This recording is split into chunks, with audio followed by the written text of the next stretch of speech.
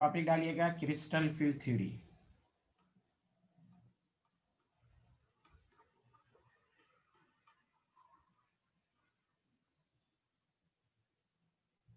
या पहले ये लिखिए लिमिटेशन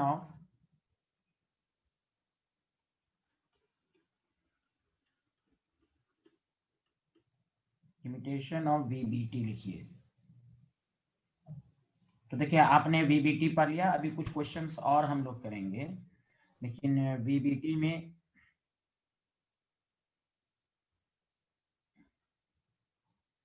जो आपको बताया गया था कि उससे हाइब्रिडेशन का पता चला, स्ट्रॉन्ग लिगेंड्स, वीक लिगेंड्स, ये सब पता चला।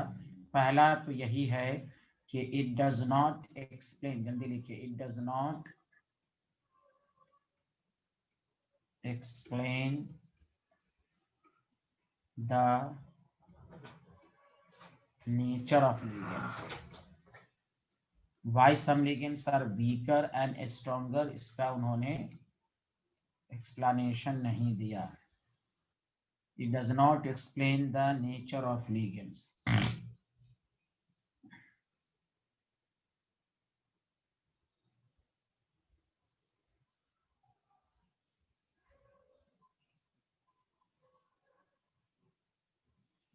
ठीक है,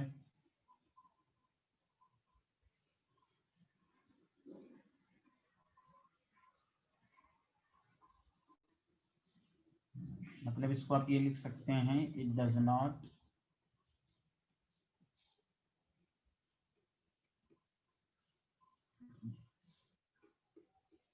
distinguish between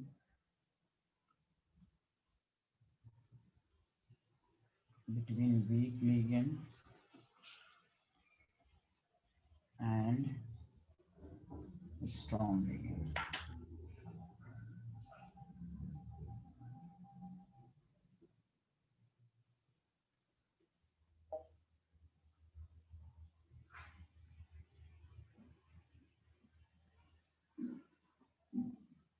जो मेजर आपको लिमिटेशन है, इट डज, ऐसे में पढ़ा चुका हूं, मैंने कहा था it does not explain the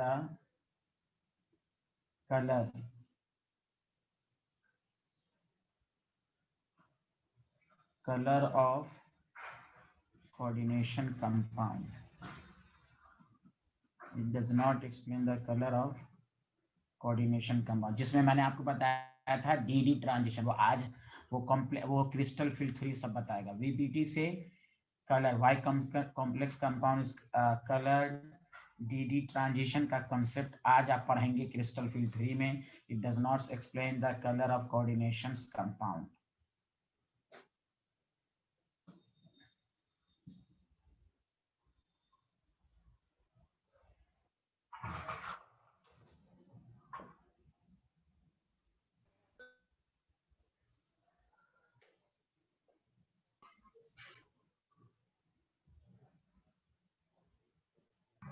good evening sir. सब लोग म्यूट किए रहे हैं, सब लोग म्यूट करें, कोई नहीं बोले प्लीज, म्यूट किए रहें प्लीज, सबसे रिक्वेस्ट है म्यूट करें। ये पहला स्लाइड है, जो लोग लेट से आए हैं वो स्क्रीनशॉट ले लें। It does not explain the nature of the ligand. It does not get distinguish between weak and a strong ligand. It does not explain the color of coordination compound. अब आप unmute करके बोलिए, has everyone noted down, जल्दी बताएं। Sir yes sir.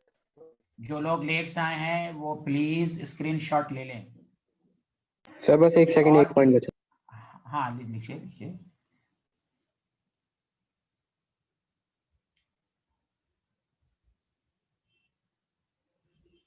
हो गया sir. Okay, एक और इम्पोर्टेंट है, देखिए कलर बहुत इम्पोर्टेंट है। वीक लिगेंड स्ट्रॉन्ग लिगेंड में डिस्टिंग्विश नहीं किया, डिफिनेशन बताया जो पेयरिंग कॉज करता है, बट क्यों करता है ये सब रीजन आज के लेक्चर में आप पढ़ेंगे। इसीलिए मैंने अभी हाइब्रिडाइजेशन पूरी तरह कंप्लीट नहीं हुआ, हाइब्रिडाइजेशन के कुछ कंसेप्ट मैंने अभी नहीं बताए, अभी वही सब कंसेप्ट बताए हैं जिससे 90% क्वेश्चन हो जाए आपसे। अब असल पॉइंट सब आज के लेक्चर में आएगा, ये भी लिख लीजिए। नेक्स्ट पॉइंट ये मत समझिएगा, ये ऑब्जेक्टिव में स्टेटमेंट बेस्ड क्वेश्चन के फॉर्म में देता है। लिखिए इट डज नॉट, मैं लिखा रहा हूं, लिखिए, थोड़ा सा पेन बदमाशी कर रहा है, लिखिए it does not give,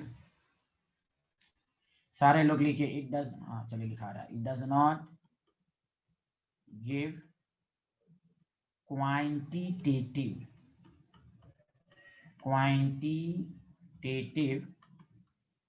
interpretation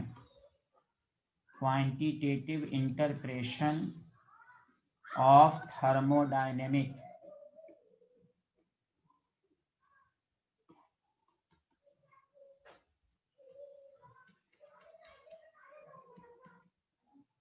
kinetic stability. आप पढ़िएगा अभी टॉपिक स्टेबिलिटी कैसे हम चेक करते हैं, स्टेबिलिटी ऑफ कॉम्प्लेक्स कंपाउंड, ये थर्मोडायनेमिक स्टेबिलिटी वगैरह सबके बारे में आइडिया नहीं दिया, कितना स्टेबल है क्या है, ये सब क्रिस्टल फील्ड थ्योरी देगा। बताइए, लिख लिया आप लोगों ने, हाँ या ना, जल्दी बताइए। Yes, sir. Yes, good. sir. इसमें, हाँ इसमें कुछ ज्यादा बातें समझानी नहीं थी, ये सब आपको लिमिटेशन पढ़ा दिया गया कि आपको क्रिस्टल फील्ड थ्योरी, अब इसको अच्छे से समझना है, फिर आपको इस पर हाइब्रिडाइजेशन के कुछ क्वेश्चंस होंगे। चलिए लिख लिया, चलिए नेक्स्ट टॉपिक डालिए, सब लोग म्यूट नो सर, किए अभी नहीं रहिए। लिखा, अभी नहीं लिखा सर, 4th पॉइंट। चलिए आगे बढ़ते हैं, क्रिस्टल फील्ड थ्योरी।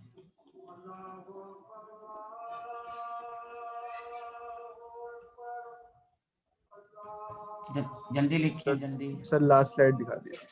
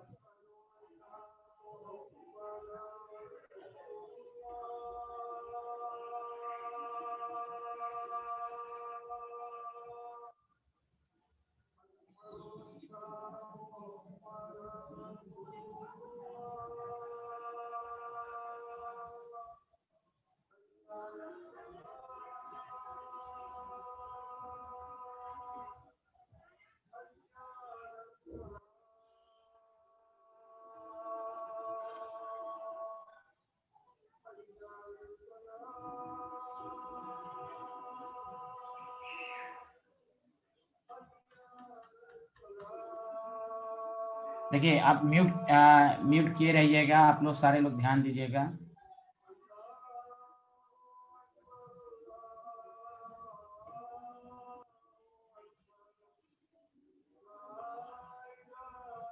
सारे लोग का ध्यान है इधर, जल्दी बताइए। यस सर है। देखिए वीबीटी ने सेंट्रल मेटल एटम और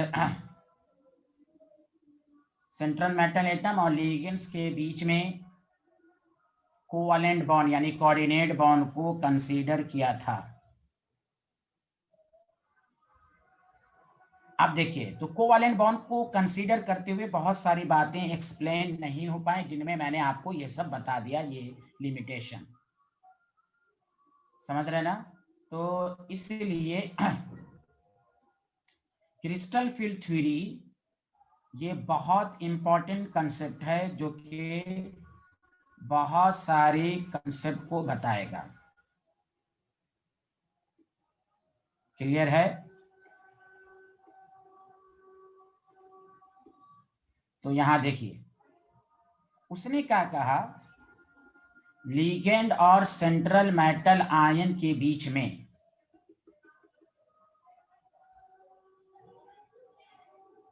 सेंट्रल मेटल आयन के बीच में उन्होंने आयनिक बॉन्ड को कंसीडर किया।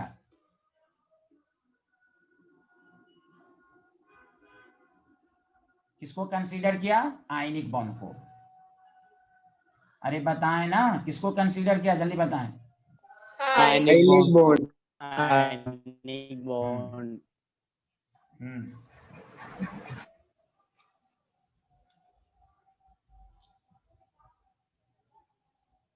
एक मिनट रुकिए।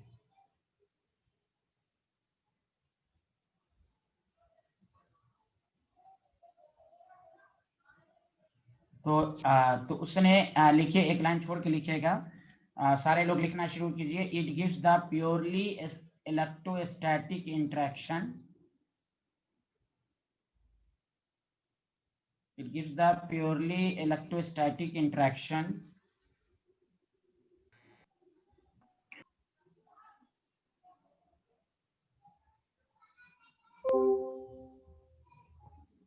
Sir electrostatic repulsion. नहीं, एक मिनट में लिख देता हूँ, रुको। लिखो, it gives the purely electrostatic interaction, interaction not repulsion. लिख दूं क्या मैं? वीबीटी बता दो। Yes sir.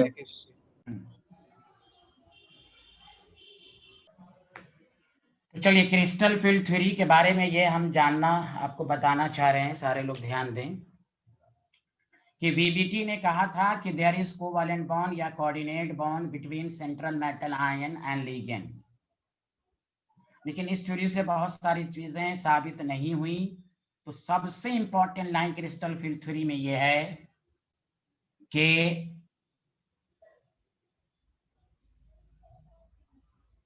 सबसे इंपॉर्टेंट पॉइंट यह है कि सेंट्रल मेटल आयन और लिगेंड के बीच में आयनिक बॉन्ड को कंसीडर किया गया। आयनिक बॉन्ड सबसे इंपॉर्टेंट लाइन है, according to inter ionic interaction between central metal ion and ligand. तो सीएफटी का मेन पॉइंट दो चीजें याद रखें। It gives the inter ionic यानी एनायन और cation inter ionic interaction between central metal ion and ligand. मतलब इंटर आयनिक इंटरेक्शन का मतलब यह है उन्होंने आयनिक बॉन्ड को कंसीडर किया। तो सीएफटी का मेन इंपॉर्टेंट लाइन आप देखिएगा, आयनिक बॉन्ड को मानते हुए बहुत सारी बातें क्लियर होंगी, बहुत सारी बातें क्लियर होंगी।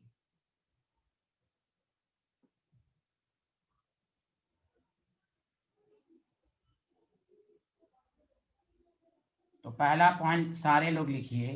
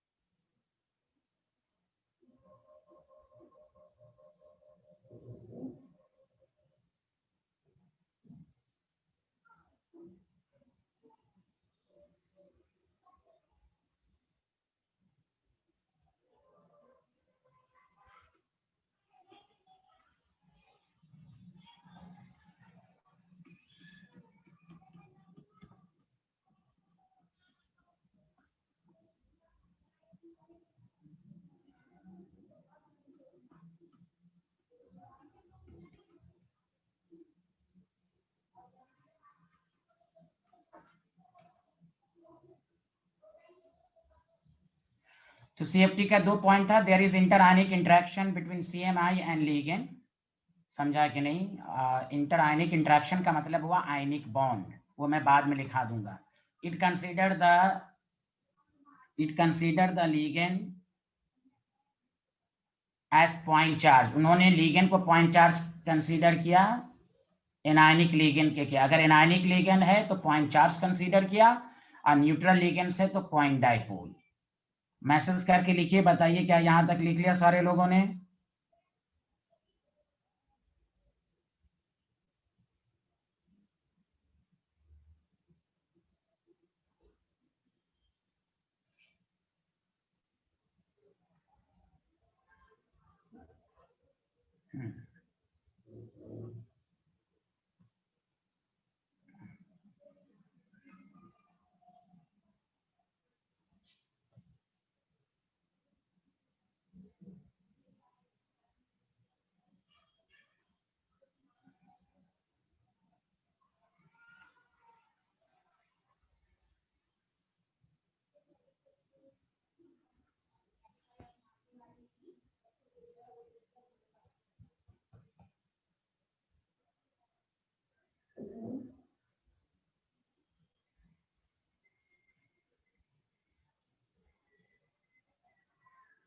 तो गौर से सुनना है कि जब आयनिक इंटरेक्शन होगा केटायन और एनायन के बीच में, तो ध्यान दें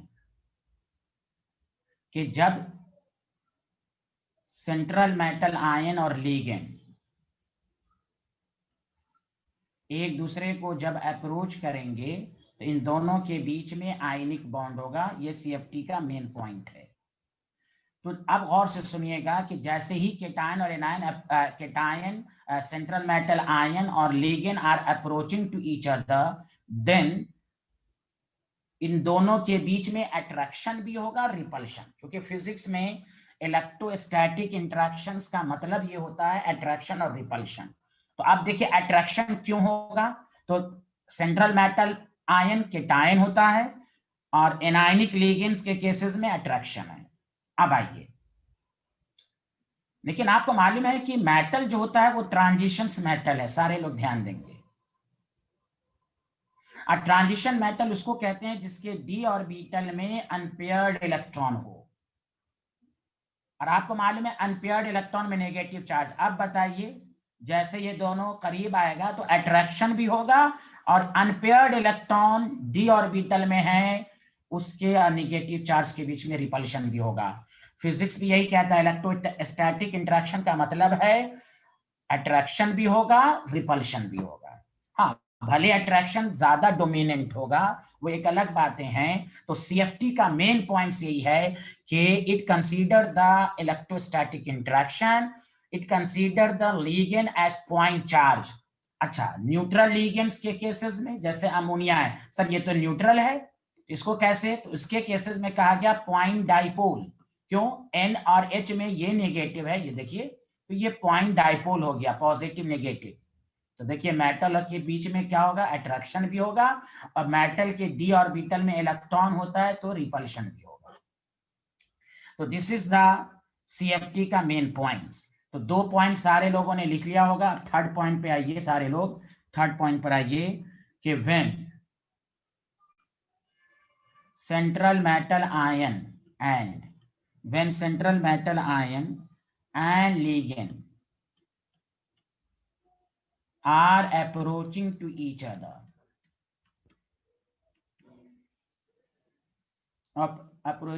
each other,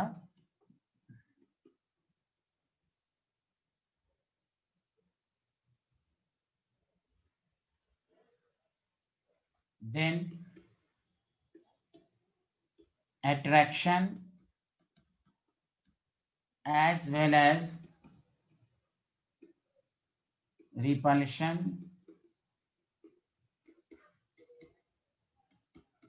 takes place between them। ठीक, ये सब आसान। मेन पॉइंट भाई ये दूसरा के CFT का मेन पॉइंट कोई भी पूछेगा, ये उन्होंने कोवैलेंट बॉन्ड को कंसीडर नहीं किया। उन्होंने लिगेंड और सेंट्रल मेटल आयन के बीच में आयनिक बॉन्ड को कंसीडर किया। अब ये चौथा पॉइंट, रिपल्सिव इंटरेक्शन क्यों है? तो repulsive interaction is due to negative charge on ligand and electron present in d orbital of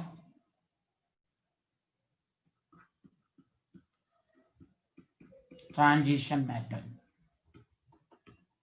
तो ये याद रखिएगा, रिपल्सिव इंटरेक्शन के बारे में बता दिया गया कि negative charge ligand and electron present in d orbital of transition metal। तो ये रिपल्सिव इंटरेक्शन भी है। सारे लोग मैसेज करके बताइए क्या यहां तक समझ में आया? ये 4 पॉइंट्स आया या नहीं आया, जल्दी बताइए, मैसेज कीजिए मैसेज। कि CFT ने आयनिक बॉन्ड को कंसीडर किया, उन्होंने लिगेंड्स को पॉइंट चार्ज कंसीडर किया, समझा कि नहीं? और अगर न्यूट्रल, कोई कहेगा लिगेंड न्यूट्रल लिगेंड है तो क्या होगा? तो न्यूट्रल लिगेंड्स में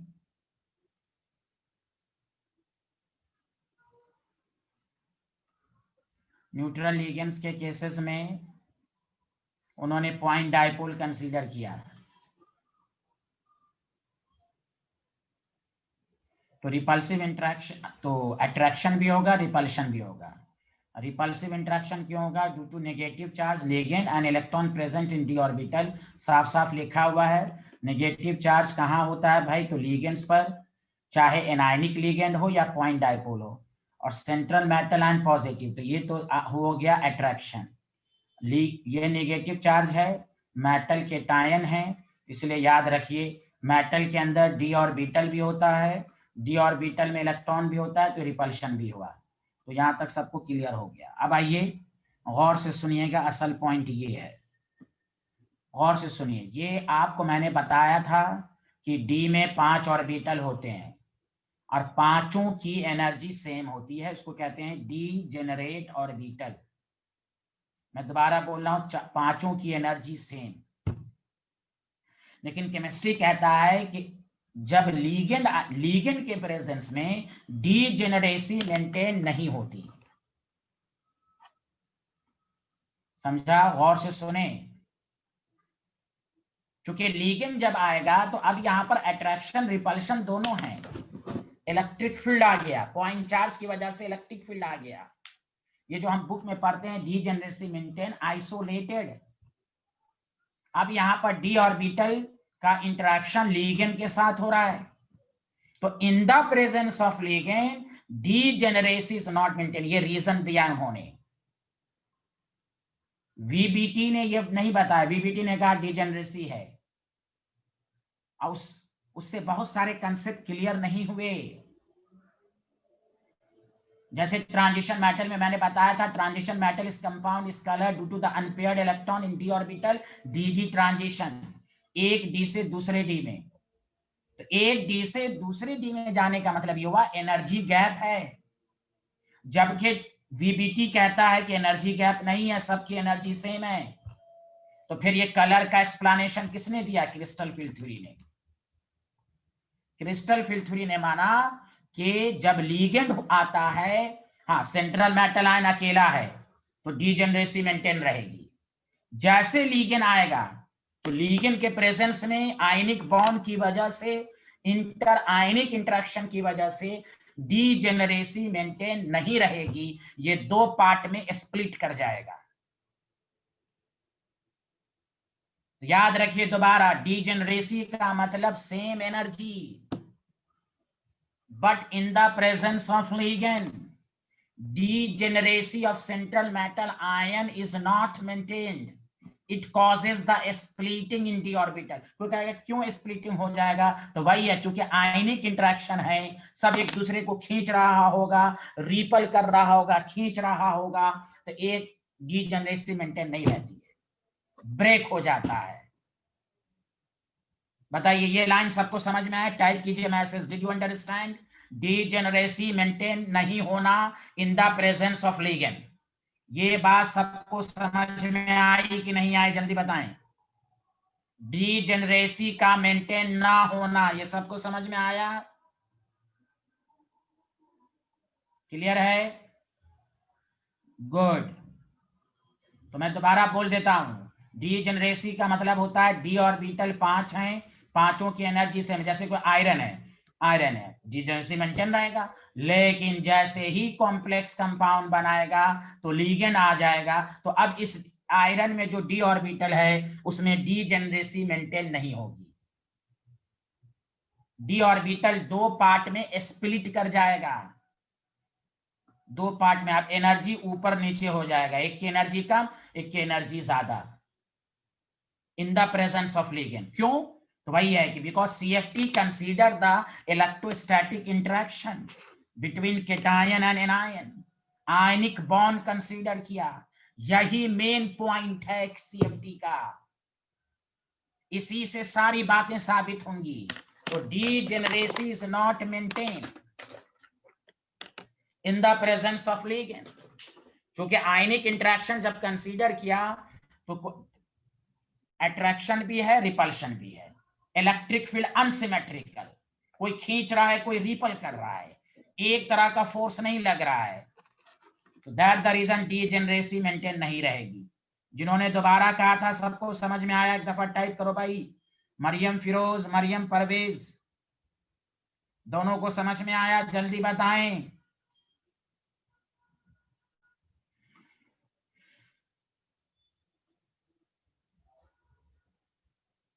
तो हाँ, तो डीजेनरेसी का मतलब सेम एनर्जी लेवल। जब मेटल आयन अकेला रहेगा तो डीजेनरेसी मेंटेन रहेगी, लेकिन जैसे ही लिगेंड आ जाएगा तो डीजेनरेसी मेंटेन नहीं होगी due to inter ionic interaction. तो अब वही मैं पांचवा पॉइंट लिख रहा हूं, सारे लोग लिखिए।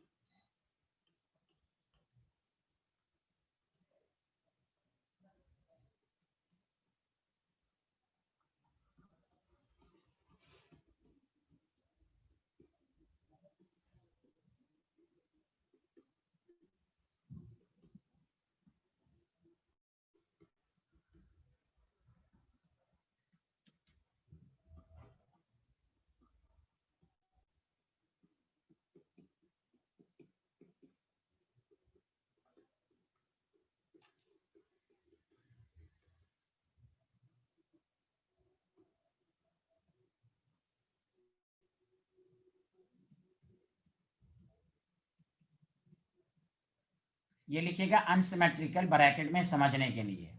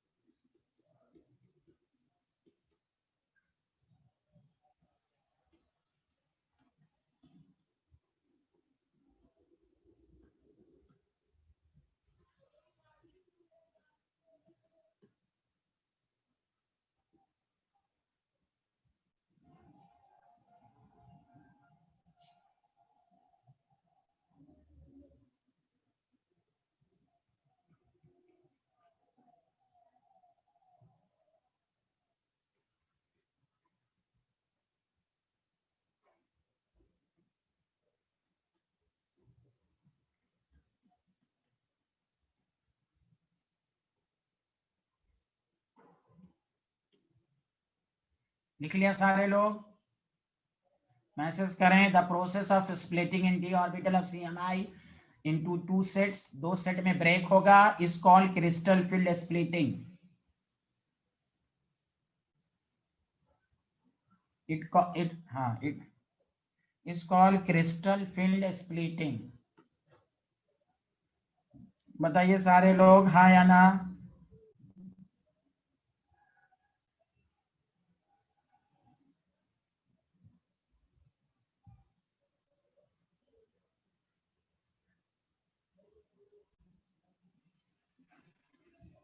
अब तहरीम इसमें एक स्टूडेंट है, प्लीज मैसेज का जवाब दे दिया करें, व्हाट्सएप पे मैसेज का जवाब दें।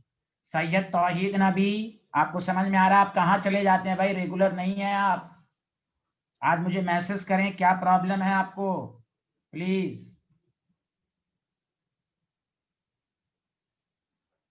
और तहरीम भी टीचर के मैसेज का जवाब दें।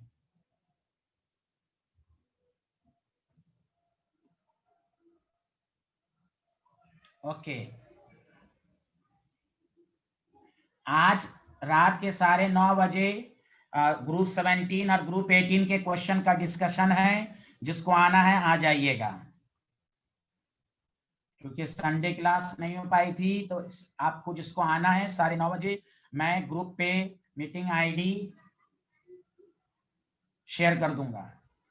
चलिए, लिख लिया सारे लोग हाँ या ना, जल्दी बताइए।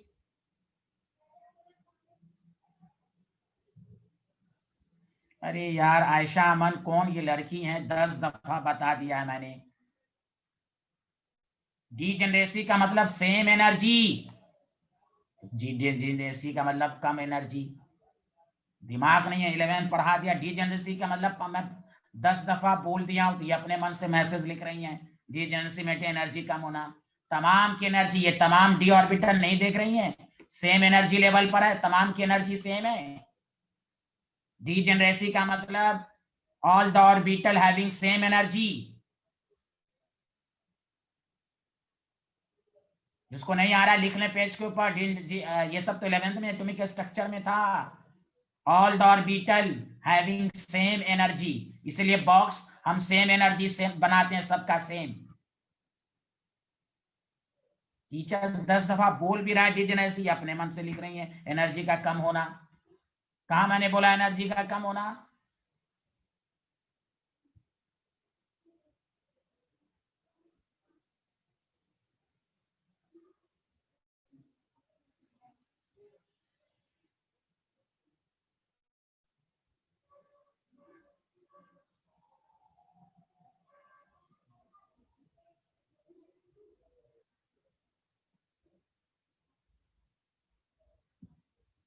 डीजेनरेसी का मतलब energy level same, sub orbital की एनर्जी सेम, इसलिए इस तरह बनाया जाता है। लेकिन जब कॉम्प्लेक्स कंपाउंड बनेगा तो क्रिस्टल फील्ड थ्योरी के मुताबिक लीगेंड और सेंट्रल मेटल आयन के बीच में इंटर आयनिक इंटरेक्शन है, कोई खींच रहा है कोई रिपल कर रहा है, समझा कि नहीं? तो इसलिए डीजेनरेसी मेंटेन नहीं होगी। मेंटेन नहीं होने का मतलब ये 2 पार्ट में ब्रेक हो जाएगा, एक ब्रेक होके एक नीचे रहेगा एक ऊपर, एनर्जी का डिफरेंस आ जाएगा। This is called lost in degeneracy. सबको समझ में आया कि अभी भी नहीं आया डीजेनरेसी का मतलब? ये जब लीगेंड के प्रेजेंस में डीजेनरेसी मेंटेन नहीं होगी, डी ऑर्बिटल 2 पार्ट में स्प्लिट कर जाएगा। अब गौर से सुनो सारे लोग, कैसे स्प्लिट करेगा अब इसको मैं समझा रहा हूं। तो टॉपिक डालो, अच्छा एक लाइन लिख लो, कंक्लूजन लिख लो कि तुम CFT को एक लाइन में क्या कहोगे।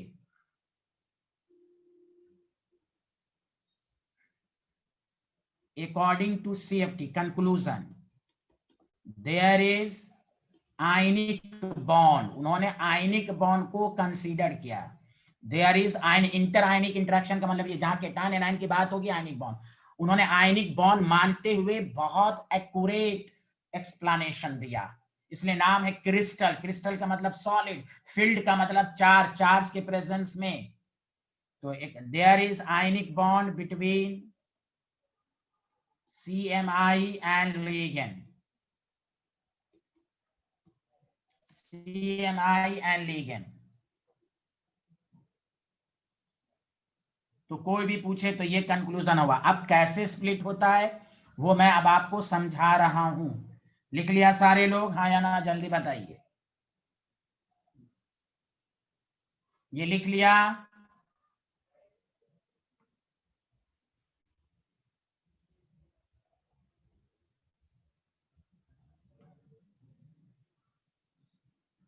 टॉपिक डालिए CFT।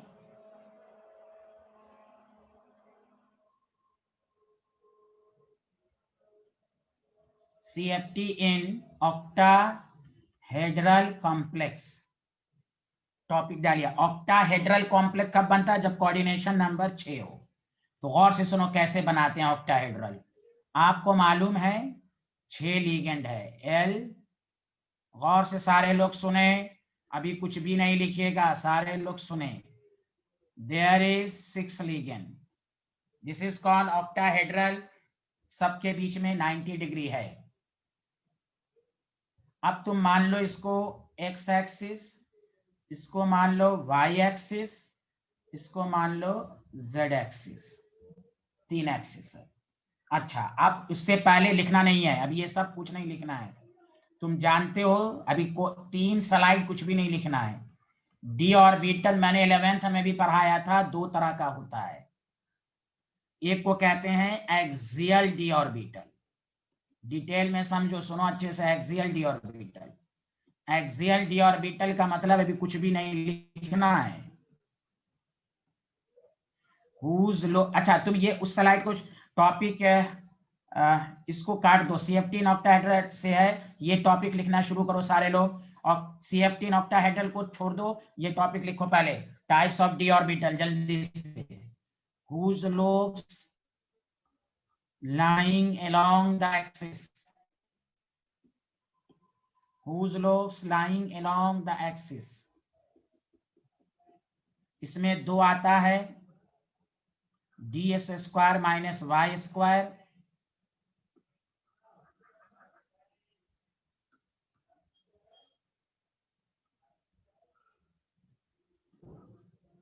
ds square minus y square, और इसका जो लोब्स होता है along the axis। सारे लोग बनाना शुरू कीजिए, क्योंकि इसकी जरूरत है। आपको आता है, फिर भी हो सकता है 11th में भूल गए होंगे आप।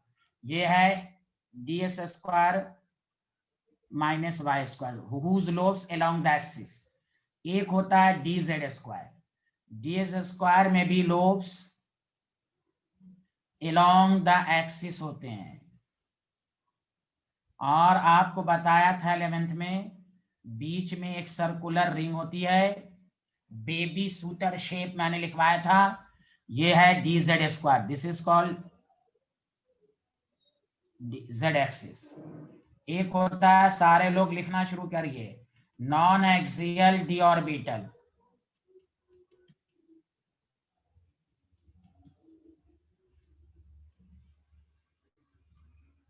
whose lobes lying between the coordinate axis, between the coordinate axis।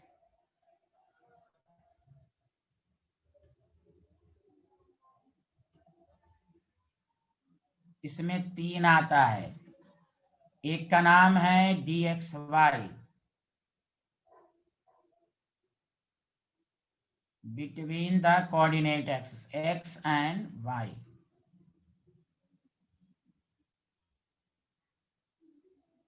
एक का नाम है dyz,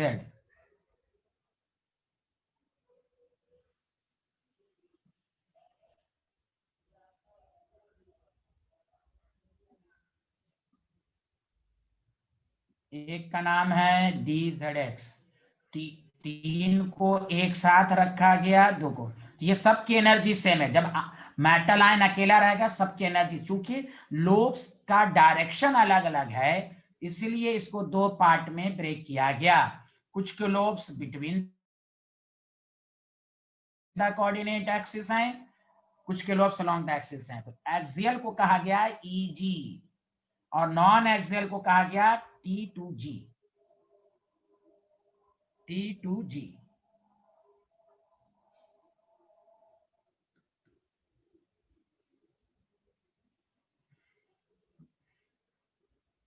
इसमें 2 है तो ईजी, इसमें T2G, 3 ट्रिपल ट्रिपल T2G, जिसमें इसको नॉन एक्सियल को T2G, ईजी को एक साथ, दोनों के लोब्स अलोंग द एक्सिस हैं, इसको ईजी। पहले ये समझ लो सारे लोग। बताओ ये वाला स्लाइड लिख लिया हाँ या ना? जल्दी बताओ, जल्दी बताइए सारे लोग। ये होता है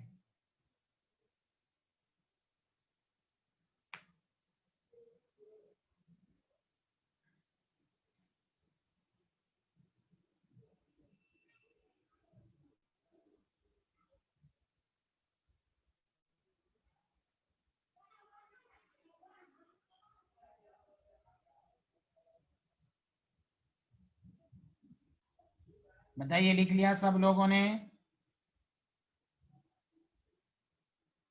सैयद तौहीद नबी,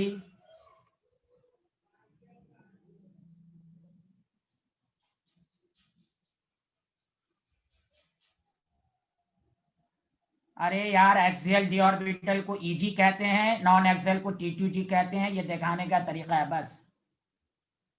ईजी एक्सियल डी ऑर्बिटल को ईजी कहेंगे, नॉन एक्सियल को T2G कहेंगे। इसमें क्या समझना है भाई? एक्सियल डी ऑर्बिटल को ईजी कहेंगे, नॉन एक्सियल को T2G कहेंगे बस।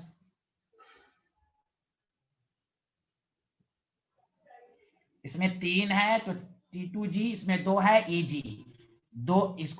ये 2 को एक साथ क्यों रखा गया? क्योंकि दोनों के लोब्स अलोंग द एक्सिस, इसके लोब्स। पी ऑर्बिटल की 2 टाइप्स नहीं हो सकती, क्योंकि पी में तमाम लोब्स अलोंग द एक्सिस होते हैं। चलिए आगे बढ़ें, जल्दी बताएं। 11th में आपको ये पढ़ा दिया था कि एक्सियल डी ऑर्बिटल क्या है, नॉन एक्सियल क्या है। बस आप एक नई नॉलेज आई कि एक्सियल डी ऑर्बिटल को कॉम्प्लेक्स कंपाउंड में ईजी कहते हैं और नॉन एक्सियल को T2G कहते हैं, बस ये समझें। आगे बढ़ें, चलिए अब आइए टॉपिक डालिए, CFT इन ऑक्टाहेड्रल कॉम्प्लेक्स। तो देखिए आपको मालूम है ऑक्टाहेड्रल में 6 लिगेंड्स होते हैं।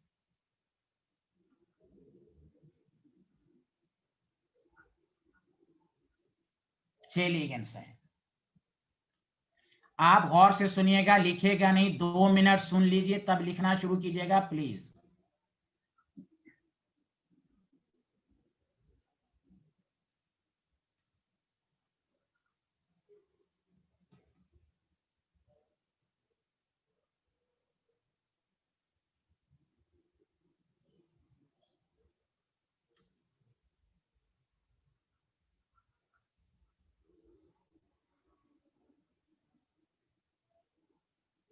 अच्छा आप बताइए सारे लोग, लिगेंड्स और मेटल, गौर से सुनिए, दोबारा सारे लोग सुने प्लीज, कुछ भी नहीं लिखना वरना नहीं समझ में आएगा। क्रिस्टल फिल्ट्यूरी ने कहा when ligand approaching to cent, दोनों के बीच में इंटरआयनिक इंटरेक्शन है, दोनों एक दूसरे के करीब आएगा, समझा कि नहीं? तो लिगेंड मेटल, व्हेन लिगेंड और metal are approaching to each other, ठीक है भाई, अप्रोच कर रहा है ड्यू टू इंटरआयनिक इंटरेक्शन। अब बताइए लिगेंड अलोंग द एक्सिस है, सारे लोग सुने, इसमें तमाम लिगेंड अलोंग द एक्सिस हैं। अब देखिए डी में 5 ऑर्बिटल है, पांचों सेंट्रल मेटल की तरफ जा रहा है, गौर से सुने, पांचों लिगेंड जो है वो जा रहा है सेंट्रल मेटल एटम की तरफ, और सेंट्रल मेटल एटम के अंदर डी ऑर्बिटल है, डी में 5 ऑर्बिटल हैं, तो लिगेंड जा रहा है। तो बताइए लिगेंड अलोंग द एक्सिस है, तो पहले ये माइंड में क्लियर कर लीजिए कि डी स्प्लिटिंग हो जाएगी। हम डिस्कशन इस बात का कर रहे हैं कि जब डी 2 पार्ट में स्प्लिट होगा तो ईजी ऊपर जाएगा कि T2G ऊपर जाएगा, ये बस डिस्कशन है। ये तो डिस्कशन हो चुका है कि जब लीगेंड रहेगा तो डी ऑर्बिटल 2 पार्ट में स्प्लिट होगा। अब Eg की एनर्जी ज्यादा होगी कि T2G, ये डिस्कशन करना है। तो गौर से सुनिए, when ligand approaches to central atom, ligand along the axis जा रहा है मेटल की तरफ, मेटल के अंदर डी ऑर्बिटल 5 है, लीगेंड जा रहा है। तो अब तुम देख के बताओ, 2 इधर है 3 इधर है, बताओ लीगेंड किसके ज्यादा करीब है? एक्सियल वाले के ज्यादा करीब होगा कि नॉन एक्सियल के ज्यादा करीब होगा? चैट बॉक्स में लिखो, चैट बॉक्स में लिखो कि जब लीगेंड अप्रोच करेगा तो मेटल आयन का कौन सा डी ऑर्बिटल लीगेंड के पाथ में आएगा, रास्ते में आएगा? हाँ, एक्सियल। क्यों? इसके भी लोब्स अलोंग द एक्सिस हैं। देखो मैं इधर बना रहा हूं एक्सियल। अब छोड़ दो, मत लिखो, मत लिखो, अब हो गया आंसर। एक्सियल के पाथ में आ रहा है, एक्सियल के ज्यादा नियरर है, दोनों का पाथ एक ही है। क्यों? गौर से सुनो, इसके लोब्स अलोंग द एक्सिस हैं। अब देखो लीगेंड आ रहा है, ये भी अलोंग द एक्सिस है। जब लीगेंड आ रहा होगा तो उसके रास्ते में पड़ेगा एक्सियल। अब देखो ये नॉन एक्सियल है, ये नॉन एक्सियल है, लीगेंड्स आ रहा इधर से, अब देखो इससे दूर है। तो व्हेन लीगेंड्स और central metal ion approaching to each other, ligand जब आ रहा है तो एक्सियल डी ऑर्बिटल लीगेंड्स के रास्ते में है। तो बताओ इस दोनों में रिपल्शन ज्यादा होगा, और रिपल्शन से एनर्जी बढ़ जाती है। तो ऑक्टाहेड्रल में क्या होगा कि डी ऑर्बिटल 2 पार्ट में स्प्लिट तो करेगा, Eg ऊपर T2G नीचे। Why? Because Eg suffers more repulsion, Eg suffers more repulsion than T2G, because ligand भी एक्सिस के along है, लोब्स भी along the axis है।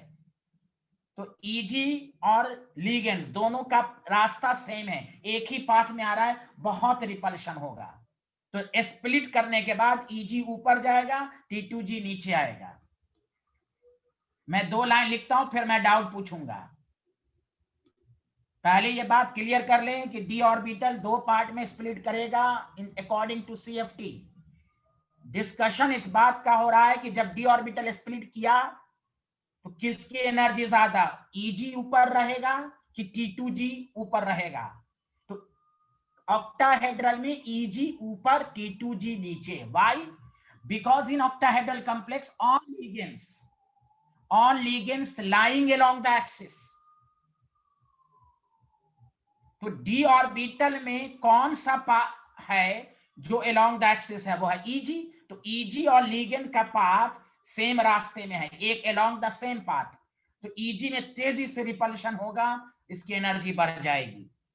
तो नीचे लिखें, लिखना शुरू करें आप। In octahedral complex all ligands lying along the axis,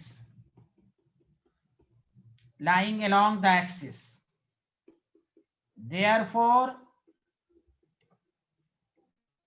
Eg suffers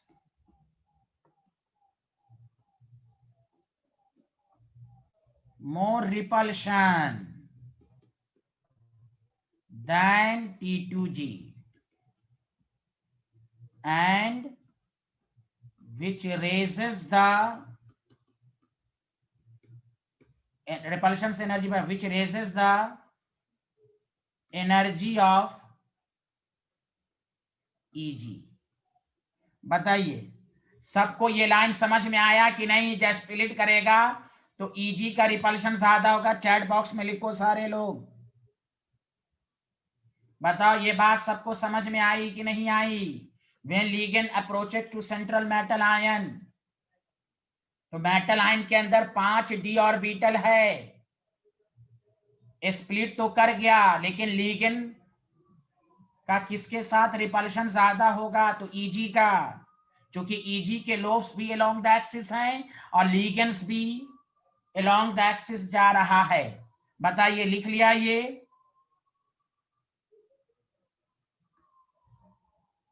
अरे बोलिए, सब लोगों ने लिख लिया? यस। अब सुनिए, मैं आपको सिखा रहा हूं कैसे।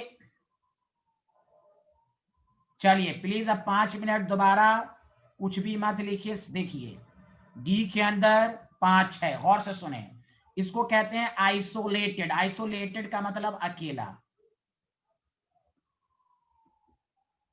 State of central metal ion, पांचों की एनर्जी सेम है, अभी कोई लिगेंड नहीं है। अब सुनो, जैसे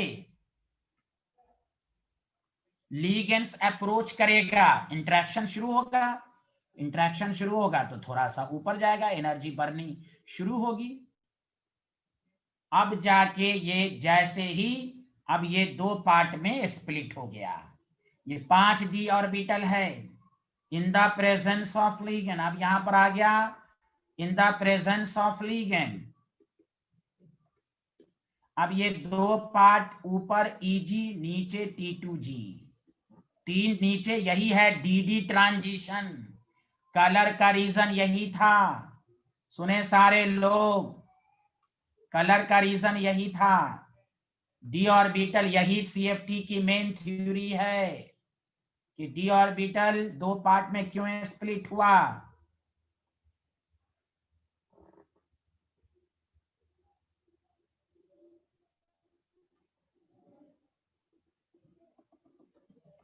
ऊपर का गैप ज्यादा दिखाना, उसका रीजन मैं बताऊंगा। इस दोनों के बीच में एनर्जी गैप को कहते हैं, अभी मैं लिखवाऊंगा, crystal field splitting energy. This is T2G, this is Eg। इसको कहते हैं एवरेज लाइन। इसके ऊपर एनर्जी बढ़ गई, इसकी नीचे हो गई। This is called barycentre. This is called barycentre. इससे ऊपर एनर्जी बढ़ गई, इसकी T2G की कम हो गई। अब देखो ऊपर वाले का वैल्यू है, यहाँ 2 ऑर्बिटल में मैं कॉस के साथ बताऊंगा तो 5d ऑर्बिटल है, ऊपर 2 गया तो यहां से यहां तक की तुमसे पूछेगा बताओ, तो 3/5 यहां तक, 3/5 डेल्टा नॉट, और यहां से यहां तक 2/5 डेल्टा नॉट। ऊपर मतलब इसको ये भी लिख सकते हो 0.6 नॉट, इसको लिख सकते हो -0.4 डेल्टा नॉट। बताओ एनर्जी डेल्टा ई जो लिखोगे तो हायर माइनस लोअर करोगे तो 3/5 -2/5। ये मैं प्लस में भी लिखा हूं, आप माइनस समझिए या माइनस लिख दिया हूं। तो दोनों का ऐड जब करोगे, डिफरेंस जब करोगे तो 1 आएगा ना डेल्टा नॉट। तो इसीलिए कहा गया, सारे लोग गौर से सुने, कि यही स्प्लिटिंग हुई। दोबारा मैं समझा रहा हूं कि isolated of central metal ion, अभी कुछ भी नहीं है, पांचों की एनर्जी सेम है। जैसे लिगेंड अप्रोच किया, एनर्जी बढ़ी, 2 पार्ट में स्प्लिट हो गई, T2G नीचे, Eg ऊपर। इस दोनों के बीच के डिफरेंस को अभी मैं लिखवाऊंगा, क्रिस्टल फील्ड स्प्लिटिंग एनर्जी कहते हैं। 3/5 याद रखने का तरीका, ऊपर 2 है तो 3/5 करो, नीचे 3 है 2/5 करो, नीचे की एनर्जी कम, ऊपर पॉजिटिव वैल्यू। समझा? अब 3/5 क्यों हुआ, एक तो लॉजिक भी लगाना है, समझा, वो मैं बता दूंगा आगे अभी रीजन के साथ अच्छे से। लेकिन पहले तुम डायरेक्ट याद रखो, ऊपर की एनर्जी पॉजिटिव, नीचे की एनर्जी नेगेटिव, इससे कम उसका ऊपर हो गया, मतलब इसका इससे एनर्जी बढ़ गई। दोनों के डिफरेंस को डेल्टा नॉट, ओ का मतलब octahedral, CFSE crystal field splitting energy कहते हैं। बताओ ये स्प्लिटिंग सबको समझ में आई कि नहीं आई, जल्दी बताओ, जल्दी बताओ, आई कि नहीं आई, जल्दी मैसेज करो। आइसोलेटेड मेटल आयन का मतलब है फ्री मेटल आयन है, यहाँ कोई लिगेंड्स नहीं है।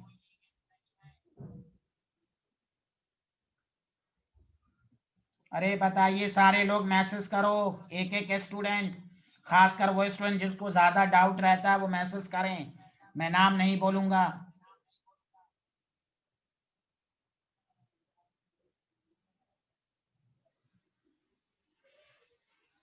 हाँ, स्प्लिटिंग।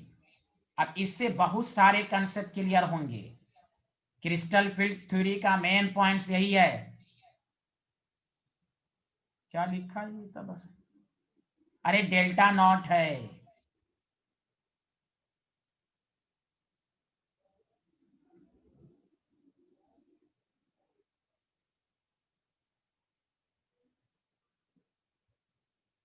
ये डेल्टा नॉट है भाई, यहां से यहां तक 2/5 है वैल्यू, डेल्टा नॉट माइनस। अब इसका डेसिमल नहीं निकाल सकते हैं क्या?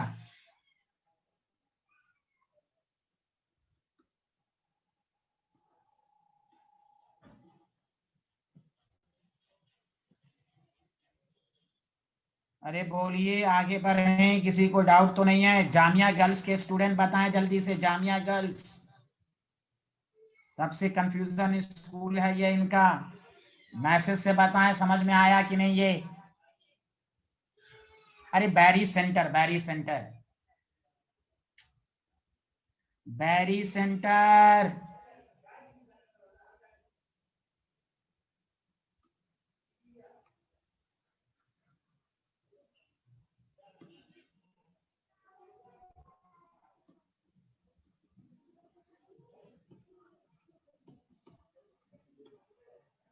ये करेक्ट स्पेलिंग है, लिखें बैरी सेंटर, ये करेक्ट स्पेलिंग है बैरी सेंटर।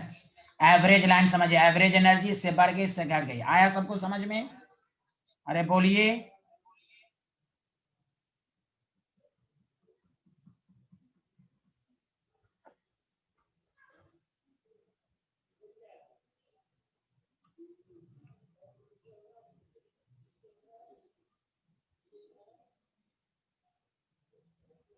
अब हम जो बातें सब बता रहे हैं, हम तो टेट्राहेड्रल की बात तो बाद में करेंगे, पहले अब तक जो, चूंकि टेट्राहेड्रल, अभी रुक जाइए, या टेट्राहेड्रल का पढ़ ही लीजिए, मैं एक साथ सब कुछ, यहां तक तो लिख लिया आपने, अब गौर से सुने।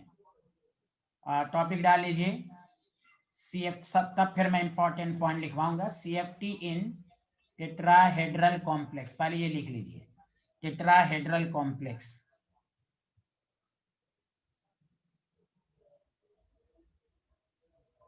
आप देखिए टेट्राहेड्रल क्या,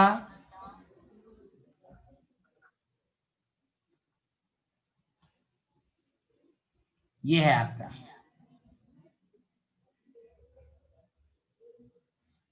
और याद करो मैंने टेट्राहेड्रल वॉइड बताया था सॉलिड स्टेट में, मैं उसके जरिए भी समझाऊंगा।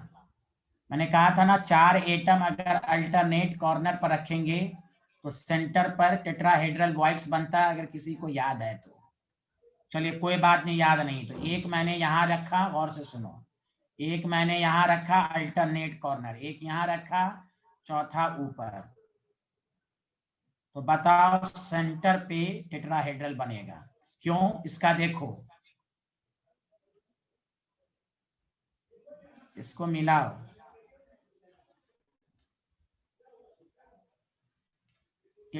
टेट्राहेड्रली अरेंजमेंट है कि नहीं, जल्दी बताओ, बताओ ना, हाँ या ना बताओ, टेट्राहेड्रली अरेंजमेंट है ना कि नहीं?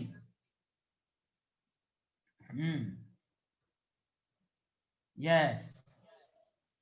तो इसमें क्या है, कोई भी लिगेंड्स along द एक्सिस नहीं, यहां पर भी देख लो, ऐसे तो मान लो this is X axis, this is Y axis, this is Z axis, इसमें भी देख लो कोई भी लिगेंड्स along द एक्सिस नहीं है इसमें। और ऑक्टाहेड्रल में देखो लिगेंड्स along द एक्सिस है, टेट्राहेड्रल में कोई भी लिगेंड्स along द एक्सिस नहीं है।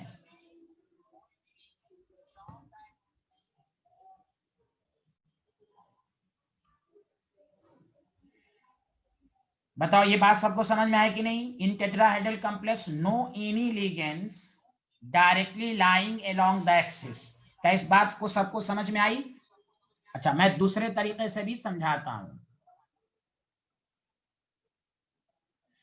चलो ऐसे समझो, चलो कोई बात नहीं, ना समझ में आए तो चलो, मेरी मैथ अच्छी है।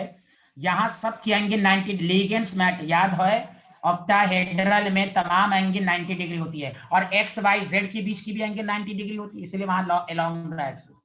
यहां ये एंगल कितनी होती है? 109.5 डिग्री।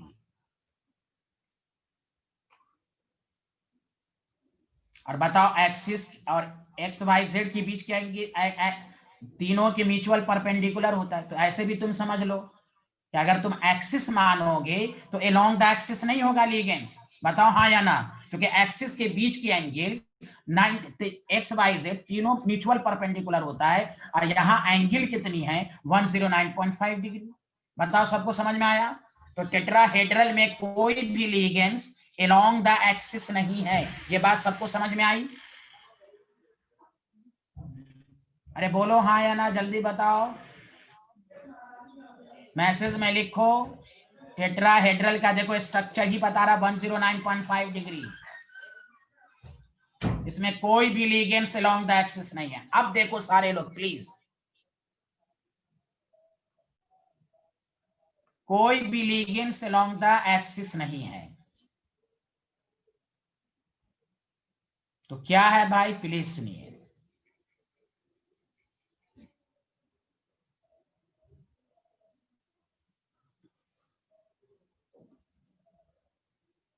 तो एक बात बताइए, जब लीगेंड अप्रोच करेगा तो बताओ, ईजी के ज्यादा पाथ में तो कोई नहीं आएगा। ऑक्टाहेड्रल में लीगेंस डी ऑर्बिटल के डायरेक्टली पाथ पे है, ईजी के पाथ पर है, लेकिन टेट्राहेड्रल में कोई भी लीगेंड डी ऑर्बिटल के अलोंग द पाथ नहीं। हाँ, नियरर किसके होगा? नियरर T2G के, T2G अलोंग द पाथ नहीं, T2G के। Yes,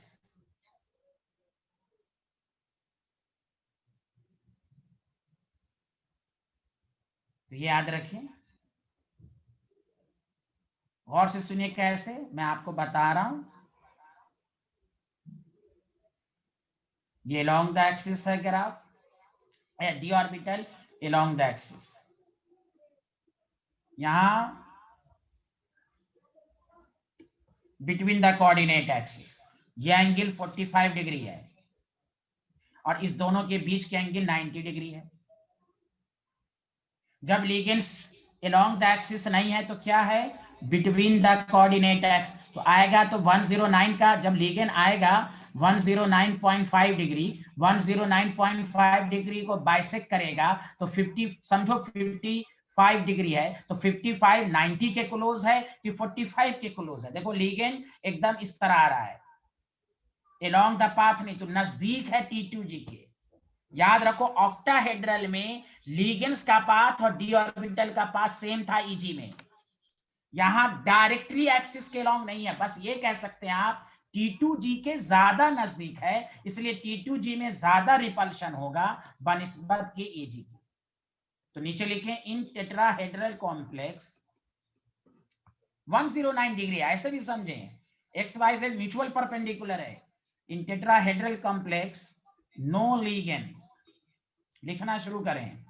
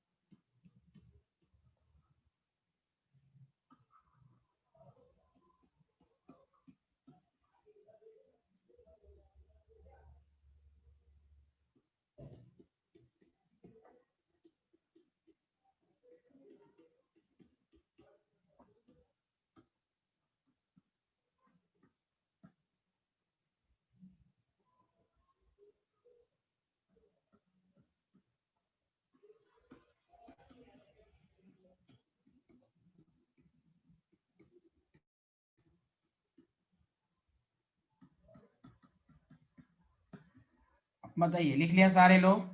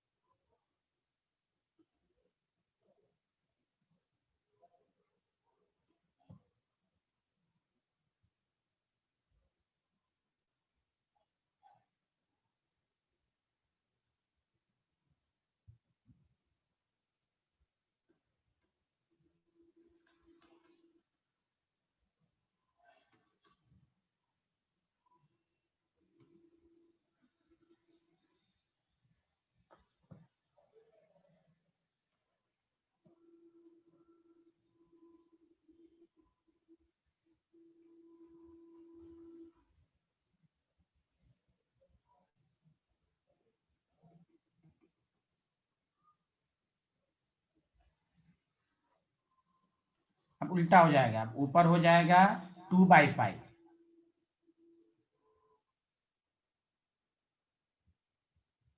delta T tetrahedral,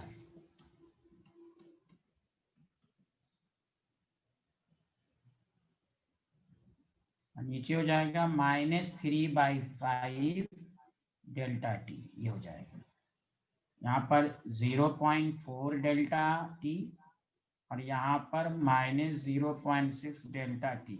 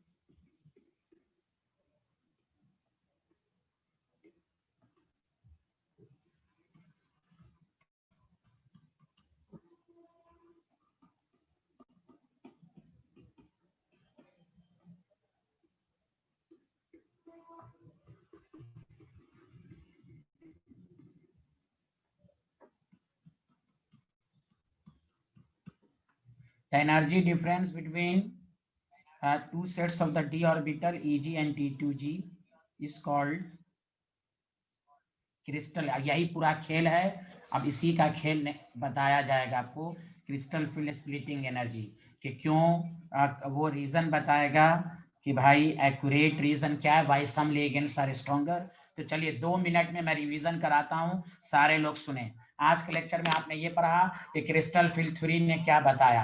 crystal field theory ने ये कहा कि there is ionic bond between cation and anion. उन्होंने आयनिक बॉन्ड को कंसीडर किया, इंटर आयनिक इंटरेक्शन को कंसीडर किया, उसके लिए उन्होंने लिगेंड्स को पॉइंट चार्ज कंसीडर किया। एनायनिक लिगेंड है तो पॉइंट चार्ज, न्यूट्रल लिगेंड है तो पॉइंट डाइपोल। हाँ, क्रिस्टल फील्ड थ्योरी फिर हर जगह एप्लीकेबल नहीं होगा। खुद सोचो, उन्होंने कहा आयनिक बॉन्ड, तो खुद सोचो FeCO5 FeCO5, यहाँ आयरन पे चार्ज 0 है, तो फिर इसके लिए क्रिस्टल फिल स्प्लिटिंग एनर्जी काम नहीं करेगी। क्रिस्टल फिल थ्योरी उसी के लिए काम करेगी जिसके मेटल पर आयन हो, सेंट्रल मेटल आयन, इसलिए इसकी भी लिमिटेशन है। तो एक और थ्योरी आई जिसको कहते हैं लिगेंड फिल थ्योरी, जो आपको पढ़ना नहीं है। तो बताइए यहाँ तक समझ में आया कि नहीं आया, जल्दी बताएं सबको, कोई डाउट है तो बताइए। 9:30 बजे जिसको आना है, ग्रुप 17 एंड ग्रुप 18 का क्वेश्चन डिस्कशन भी होगा, डाउट भी होगा। चलिए okay, bye bye, thank you very much.